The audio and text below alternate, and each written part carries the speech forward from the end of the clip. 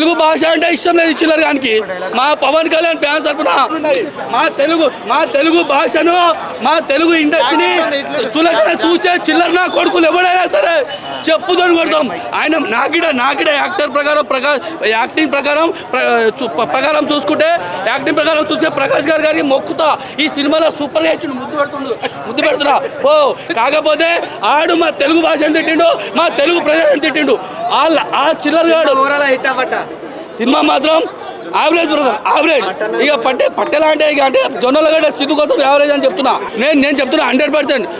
ఇగో తెలుగు భాష అంటే ఇష్టం లేదు చిల్లర గానికి. ఒకటేలా చెప్పనా కాక ఒక్కడే రెండు చెప్తా. జొన్నలగడ్డ మీ సార్కి పెళ్లి కాలే, పెళ్ళైందిగా మీ సార్ పెళ్ళాం పోయి రొమాన్స్ చేయమని నాతోనే ఎందుకు రొమాన్స్ చేస్తుండో? ఏ మేడం తు ఇదరా ఏకదమ్ ఉంటుంది. జొన్నలగడ్డ సిద్ధు ఉన్నాడు కదా, మా పవన్ కళ్యాణ్ ఫ్యాన్స్ తరపున అన్న నీకు 100% దయచేసి సినిమా స్టోరీలు మంచిగా ఎంచుకోనా. నీకు దండం పెడుతున్నా. నీ డీజే వన్ ఎట్లుందన్నా, డీజే టిల్లు ఎట్లుందన్నా, స్క్వేర్ ఎట్లుందన్నా, అమ్మతోడు మస్తు ఉందన్నా ఆ మూవీ. దయచేసి స్టోరీ ఎంచుకునేటప్పుడు మంచి ఇట్లాంటి స్టోరీ మనకు సెట్ కావే. ఖాళీ చార్మినార్గా తెలంగాణగా మాస్ మసాలా ఉంటేనే స్టోరీ అవుతుంది. ఎందుకు కాక పవన్ కళ్యాణ్ రూట్లో మేము ఇన్ని రోజులు పవన్ కళ్యాణ్ వారసుడు వచ్చిండ్రా అనుకున్నాం, తెలంగాణ పవర్ స్టార్ అనుకున్నాం. కాకపోతే మళ్ళా దిగజారిపోతున్నాం. మధ్యలో పవన్ కళ్యాణ్కి పంజా సినిమా పడిపోయినట్టు పడిపోతుంది మీకు. దయచేసి జొన్నలగడ్డ సిద్ధన్న స్టోరీ లైన్ బాగుంది, దేశానికి ఉపయోగపడే స్టోరీ.